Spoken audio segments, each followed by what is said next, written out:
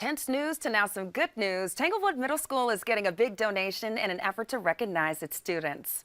The school will get $10,000 as part of the DJ Jones Peace Award.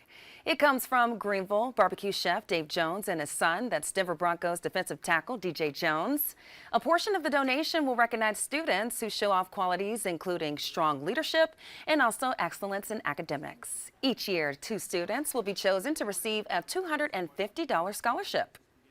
When you give, it's just incredible, things happen back in your life when you're willing to give into other people's lives. The remaining part of the donations will go towards making improvements at the school.